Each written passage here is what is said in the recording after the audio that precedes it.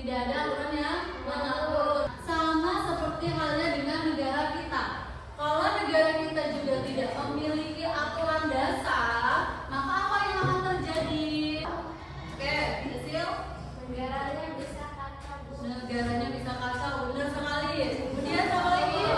Ampun. Pemerintah bisa seenaknya membuat aturan. Ya, pemerintah bisa seenaknya membuat aturan. Ada lagi? Ada lagi? Oke, apa? Rakyat bisa bingung siapa yang benar. Rakyat bisa bingung siapa mana yang benar, ya, karena tidak memiliki aturan dasar yang mengatur dalam negara. Bagus sekali ya. Jadi kalian di sini sudah paham ya, sudah memahami bahwa dalam negara aturan yang mengikat itu adalah Undang-Undang Dasar 1945. Sekarang aku mau bertanya, mengapa setiap negara itu harus mempunyai hukum dasar dan konstitusi? Oke, kenapa? Supaya negara punya pedoman dalam menjalankan pemerintahan. Ya, benar sekali. Lanjutnya siapa? Iya, Ratu. Ada semua kegiatan negara sesuai aturan. Ya, benar. Untuk melindungi Rakyat. hak-hak rakyat. Ya, benar sekali ya. Ya, jadi jawaban-jawaban kalian di sini kalian sudah memahami bahwa Indonesia itu hukum dasarnya adalah Undang-Undang Dasar 1945. Apapun itu aturan harus berkaitan dengan Undang-Undang Dasar 1945. Oke, pada pertemuan kali ini kita akan membahas materi tentang hukum dasar negara. Ya, jadi di Indonesia hukum dasar negara kita itu adalah Undang-Undang Dasar 1945. Tapi tahu nggak sih kalian bagaimana proses panjangnya Undang-Undang Dasar itu bisa menjadi dasar negara kita? Nah, di subbab ini kita akan mengetahui bagaimana jalannya atau jalan panjangnya proses pengesahan Undang-Undang Dasar 1945 sehingga bisa menjadi dasar negara kita. Di dalam subbab ini tujuan pembelajarannya kalian harus pahami yang pertama adalah memahami latar belakang, tokoh, dan tahapan perumusan serta pengesahan Undang-Undang Dasar 1945. Yang kedua, menjelaskan makna dan kedudukan Undang-Undang Dasar 1945 sebagai dasar negara dan sumber hukum tertinggi.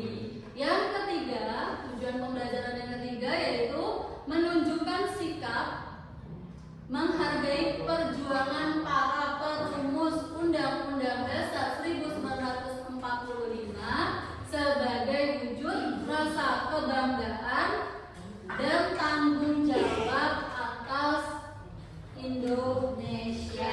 Kau mencintai Indonesia.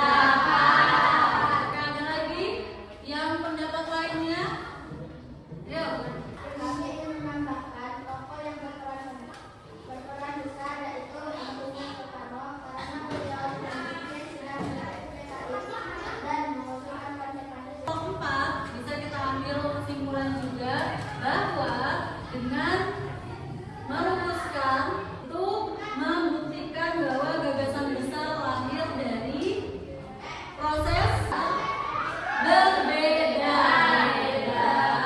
dan kerja sama.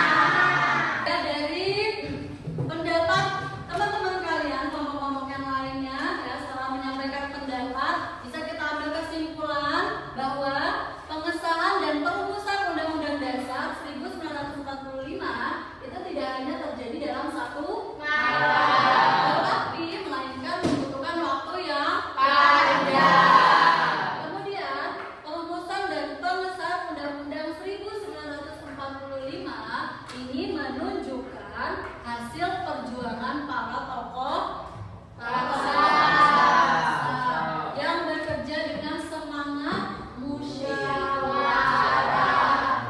Kemudian apa lagi? Persatuan dan tanggung jawab untuk mewujudkan apa? Cita-cita kemerdekaan Indonesia.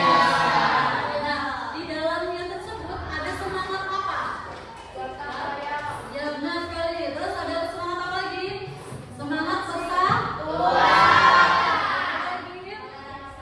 toleransi, dan bisa kita wujudkan dalam kehidupan kita sehari-hari. Ini poin penting yang kita dapatkan dari subbab materi kali ini.